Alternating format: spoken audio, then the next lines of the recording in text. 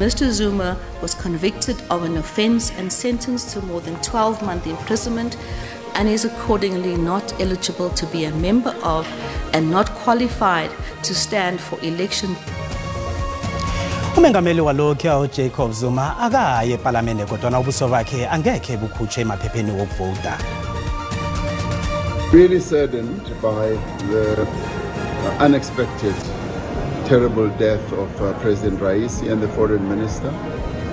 We have passed our condolences. Uhulumende weSouth Africa uthumela amagama wokuchiriya abantu beIran ngokukhanjelwa ngumongameli noNgqongqoshe. It's going to be a difficult one, but now it's just to rest, recover, get home and sleep and make sure that we prepare for what's going to be a very difficult game. ETS Galaxy ibambana neMamelodi Sundowns kusasa eMbombela Stadium emidlalweni we-DStv Premiership.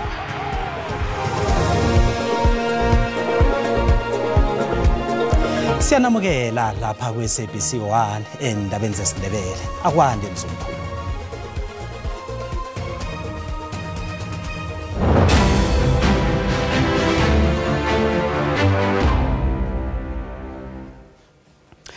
Umengameli walokhu Jacob Zuma angekhe akhone bona abe ngumkhethani weParliament ngemva kwamakhetho lokhu kunjengoba na ikhotho ezomthethosisekelo ihlathulele bona indinyana yomthetho isection 47 ayimvumeli.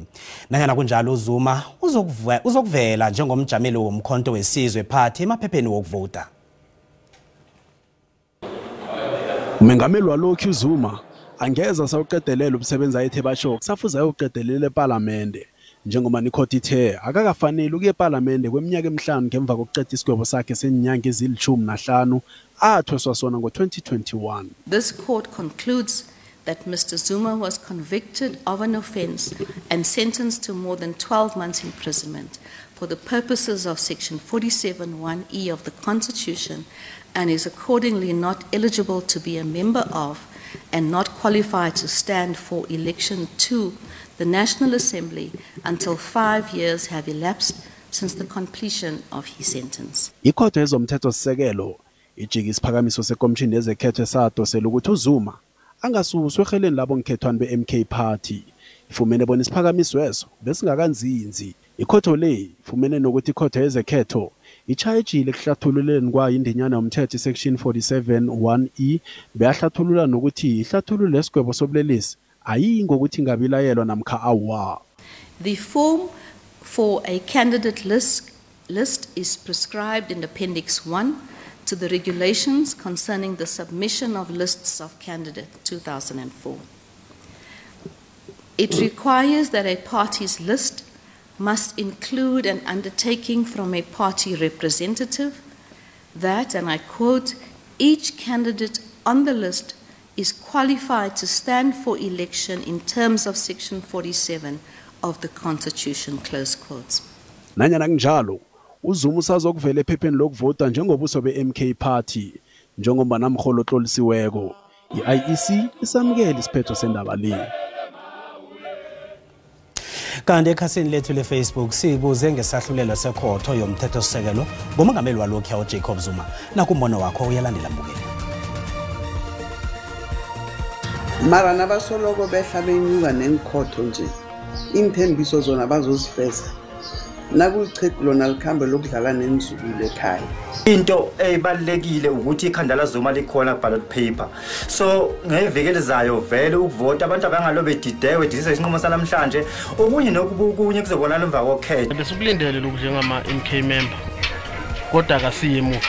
Siyaphambili ngoba siyazi vele ANC Cancourt besazuma nalabantu abalapho eCancourt bonke abantu beANC lapho bicacise kahle inkundla kutata uZuma ndithi makachitha amanzi yakho nkukhu ezakuxhelwa. Umthetho uyabonakala ukuthi ukhona la ekhaya bese kumangele kakhulu ukuthi abantu laba banemaqala kambe bangavumeleka ukuthi bangene kwe-ballot paper bavotele. Mina ngibona ngathi lokho kuzoba into enhle ngasesayidini lakhe uzophinde akusebenzise ukheha ngawa abavoti akuveze njengokuthi usaqhubeka nokucindezela. Sometimes inkantolo zaseNingizimu Afrika zakumangaza kodwa ke ngoba usazoqhubeka ubaba uZuma abone ngalo ballot paper ngicabanga ukuthi abantu abaningi abanje ngabantu abadala asebekhulile abezodideka uma babona ikhanda lakhe ballot paper bazokwenza lokho okufanelekile.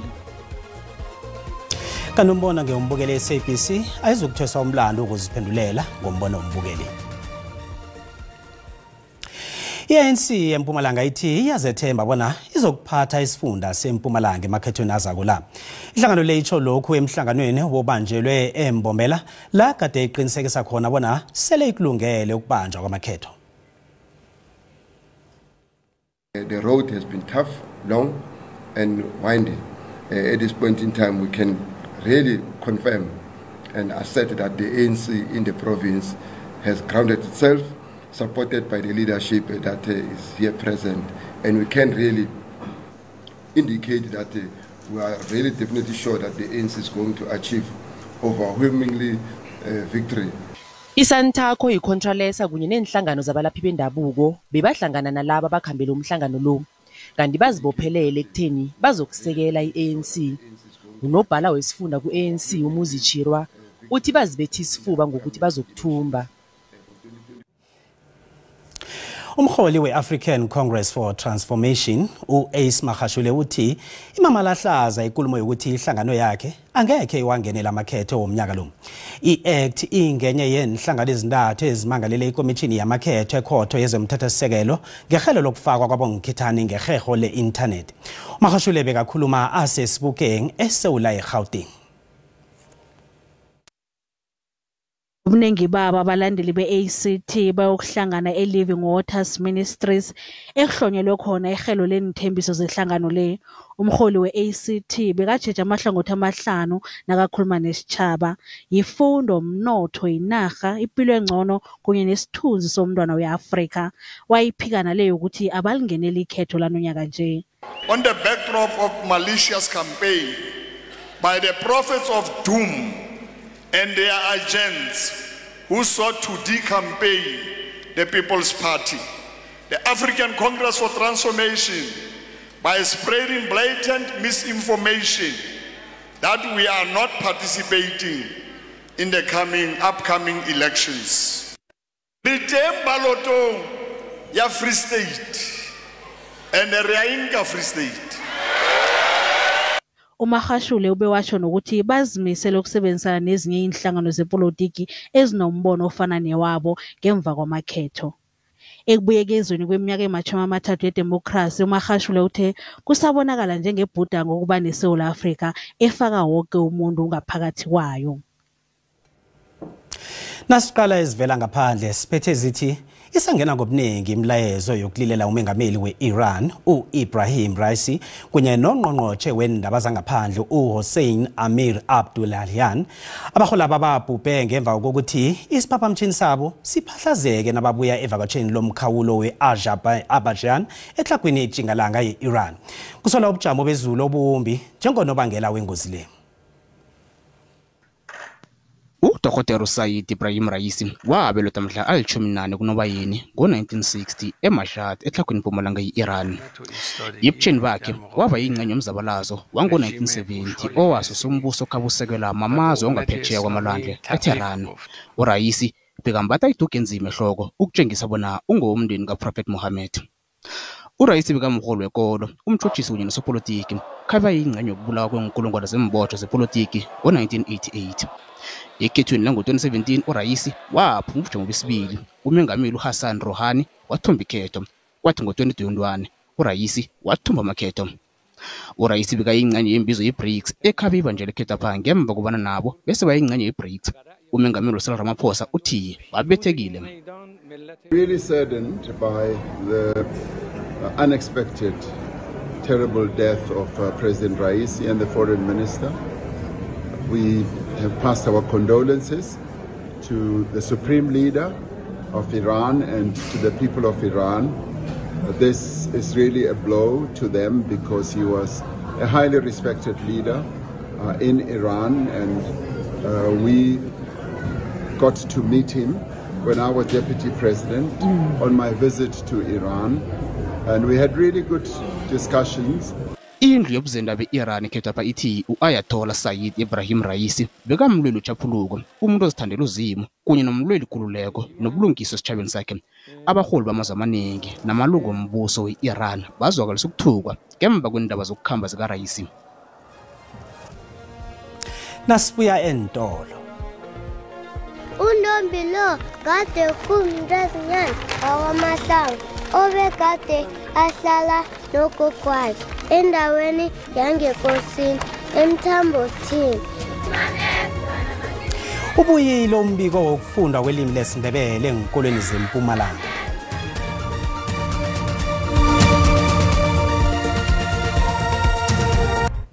Siyanamukela esigabeni sesibili sendaba. Indaba ziyatholakala ku Facebook, SABC Plus na ku YouTube. Astrake nazo. Izakhamuzi ezasinda nakhayilwa abantu eBupatong eminyakeni ama-32 adlulako zithi abongazimbe akhange bafumane ubulungiswa. Bathi imali ngange 30,000 yamaranda eyanikelwa imindeni yabongazimbi ihlekisa. Makhetha Sibulayi bekaneminyaka eli-15 ubudala kwaphela. Unina nomnakwabo nakaza kusahlelwa babulawe emadoda ekuthiwa khabambethe izambatho zehlangano ye-IFP ngenyanga woMgwengweni ngo-1992. Uthi amadoda akhabahlala ehostela eseduze ikwamadala ajugulula impilo yakhe ngobusuku abulala ngabo umndeni wakhe ugade umondla. We had to fend for ourselves for that period up to date. You know, nothing has happened except for that interim reparation of 30,000 which we got around 2004. So. Usibulayi ungezinye zezakhamuzi zeBupatong ezikholela bona ukukhayela kwabantu okwenzeka kwendaweni ekhabo kwakuhlose ngayo bona kuphazamise imikhulumiswano yeKhodesa eyabe ihlangana kwenhlangano zepolitiki ebesele ezikhululiwe kunye nalaba ebebazimphathimandla zebandlululo. If you lose a breadwinner and at that age you become a breadwinner, like it's very, very difficult to survive. Ukukhayela kwabantu lokhu kwavezwa ngaphambi komkhandlo wezevikeleko wenitshaba ezibumbeneko i-United Nations Security Council's resolution kuvela abahlinze ngo-1992. Iqeleni lobulelesi labanjwa ngo-1993 ebelifaka hlangana ukuthula kobufakazi bezakhamuzi eziyi-120 zeBupatong. Kanti abalandeli be-IFP batholakala bamlandwe eqaleni lokukhayela kwabantu kodwana kwatholakala bona amapholisa akhange abe nesandla kulokho. Elinye ilunga lomphakathi lithi kuzwisa ubuhlungu ukuthi kulabo abasindako kulehlekelele akhange banikele nesekelo lokuhlola imkhumbulo kodwana baliliswa ngemali engange 30,000 yamaranda kwaphela ngokulahlekelwa imindeni yabo nobuhlungu babo. It breaks my heart. I mean, almost every day I spend my day with them, my time with them. Breadwinners taken away, and then there's this 15-year-old boy whose mother, the sole breadwinner in the family, was killed, the brother shot to the mouth. He was left alone at age 15. Izakhamuzi zeBupatong zikhombela umnyango wezobulungiswa ukuthi kezibuyekeze le ndaba yokukhayela kwabantu eBupatong begodu ukuhlonitshwe ngefanele imindeni ejiye nobuhlungu obungaka. ISARS neSwatini Revenue Service zikhuphe incwadi ekubingwe ngazo ukusebenza kuhle emkhawulweni weOshoek elizweni leSwatini. Ihobhululo leli kufuze lisize ngokuhwebelane bekuthonywe namahlelo wokuchugulula indlela ekusetshenzwa ngayo phakathi kwamazwe amabili la. Kule Oshoek uqhakathekile ehwebelaneni ngelanga matraka ngaphezulu kwama-600 adlula kiwo angena eSwatini. Isiphandisi sihwebelana imali ngaphezulu kwamabhiliyoni angaphezulu kwama-30 ngomnyaka. Amazwe amabili la afuna ukuhwebelana ngokukhululeka okungana ntshijilo ekuphunguleni isikhathi sokufaka nokukhupha imikhiqizo phakathi womabili amazwe la. Reduce the time to around about 10 minutes. It's a significant reduction in time. You know, in terms of the one-way direction of 1.5 hours being the longest, to 10 minutes is you know, 9 times more efficient. Ukuleka kwangaka kungakahleleki eyigeni inkolo ezabantu abazitshelelako kunye namatroko afika nganamaphepha. Amazwe amabili la ayavumelana bona fune kumkhawulo wodwa abantu abazokufumana isizo kiwo. But we've decided that in the immediate term let us simplify the processes on each side of the border. For instance, on our side, we've decided that customs and immigration should sit together so that the truck driver would only have to stop once instead of making 2 stops per country. They'll just have to stop once. Kunamasanga sithandathu wemkhawulo aqalweko. Those ports are going to be redeveloped and redone.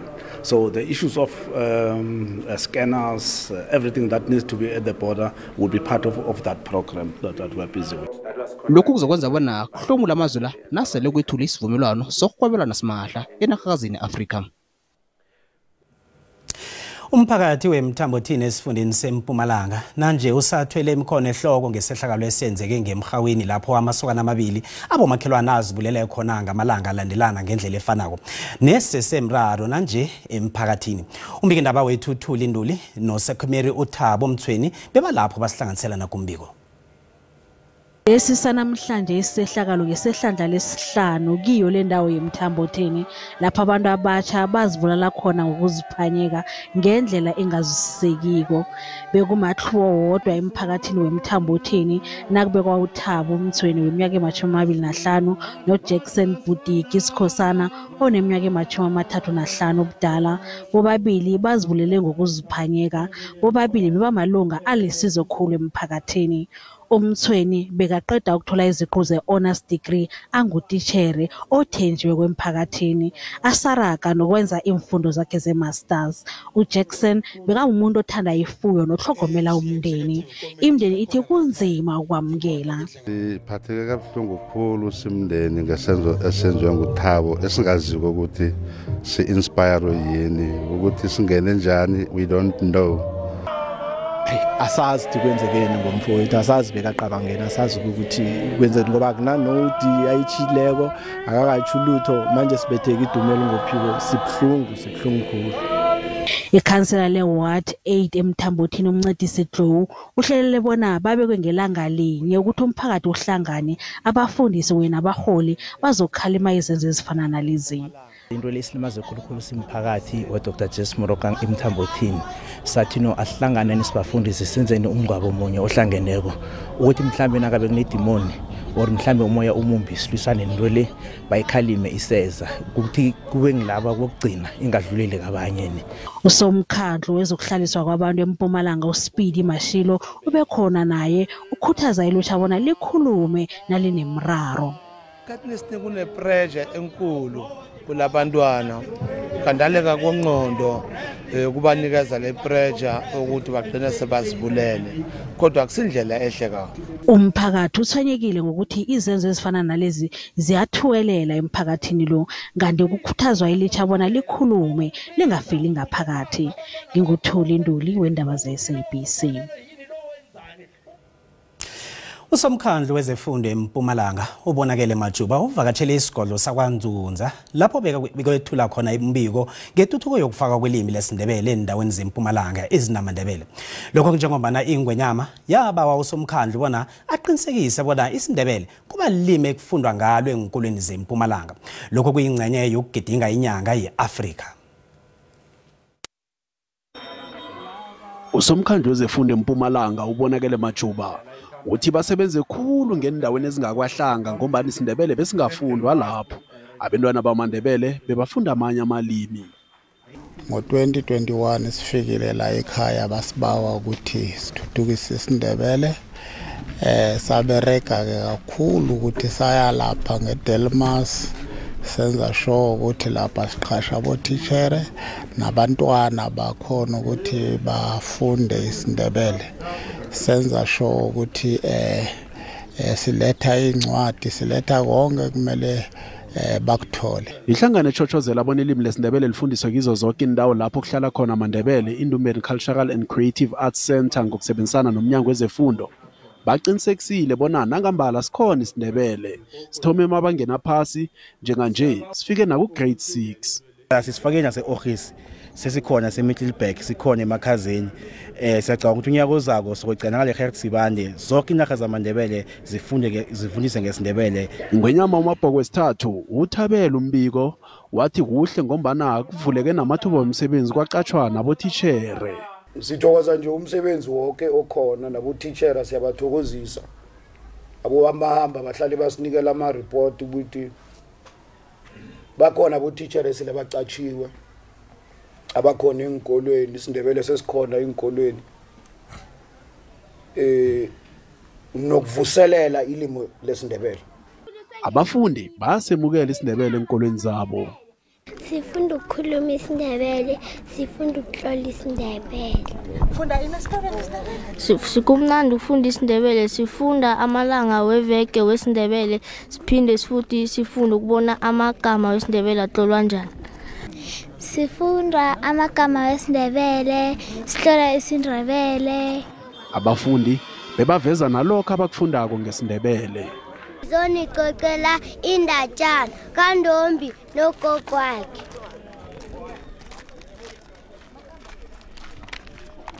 Lo nguNdombi.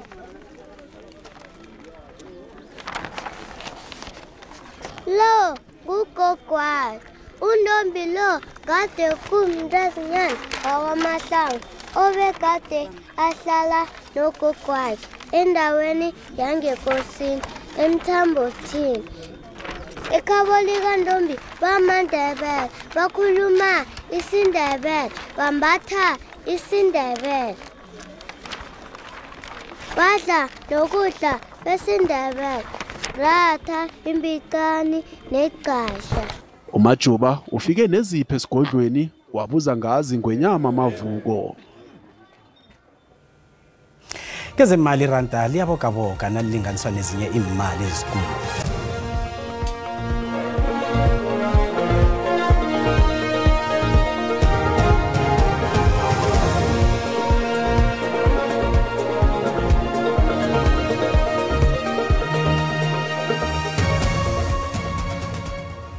Kezemidlalo umabhande emthombeni osiphathele ezomdlalo we-TS Galaxy neMamelodi Sundowns. Kodwa nalokho kuzokuya ngokuthi iyawuthumba umdlalo wakusasa namhlanje. And we got young players in, we got from NFD, but we can see also players from NFD, they have the quality if the dream, if the goal is really there, if they want to sacrifice and the dream can come true. Ngakele inhlangothi iSundowns ibeke record elitsha elingakhange kelibonwe ekhethwa phambili. Ngokuba siqhema sokuthoma esiqede imidlalo engaka singakhange kesilobe namunye umdlalo kule season. Emidlalweni womzombo wokuthoma iSundowns yawuthumba umdlalo loyo. Kodwa nakusasa kungalindeleka imiphumela engaziwako ngoba iTS Galaxy nayo iyazibambela enqhemeni amalanga. Iyachisa. Mbanduli weSundowns uthi akakazimisela ukunyefisa nanyana ibhigiri seyingakiyo nje. It's going to be a difficult one, but now it's just to rest, recover, get home and sleep and make sure that we prepare for what's going to be a very difficult game. Umdlalo wakusasa yokuthoma ngo7:30 ebusuku.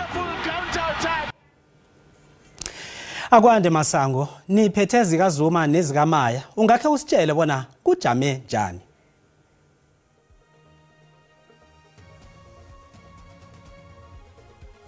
Sithokozeke Cedric, isiziphethe namhlanje sidosa ngazo phambili ngizo zona ukuthi isekela lekulu yamajaji uJudge Mandisa Maya kusasa uyahlungwa ke ufungela esihlalweni sokuba yikulu yamajaji. Sisiphethe ke nezesahlulelo sekhotho yomthetho sekelo mayelana nesibawo sekomitshana yezamakhetho. Sokho sithitheze nomnyango wezifundo esifundeni seMpumalanga ngemva kokuthi uveze ukuthi kunotitshera obakoloda imali eyi1 million rand ngemva kokuthi athi ngesitifiketi somgunyathi ayingaso ecollege bewagcina sekaqatshiwe. Sokufinyana nekozululo ehlangothini lezomthetho sekelo nepolitiki ngazo zona lesi sisahlulelo sekhotho yomthetho sekelo. Bengazo zona ezike siyaqondoloza ke Cedric sesibuyela ngakuwe sibuyisela indamo ngakuwe. Sithokoze Masango, sithokozile.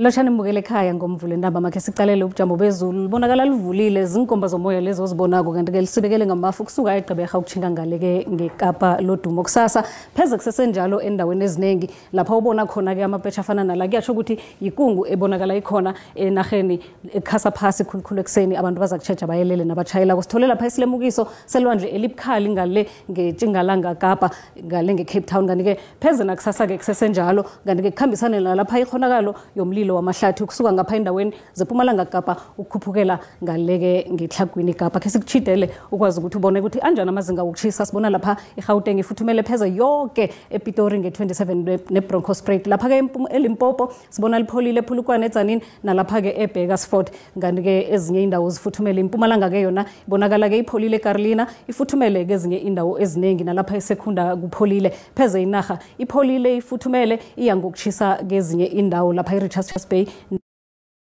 nge28 leke ngeEastern Cape naso ke sibonakala ezinye indawo zifuthumele ezinye zipholile ukuthi lapho khunyeke inaga asibonane kodwa ngesikhathi esilandelako Dido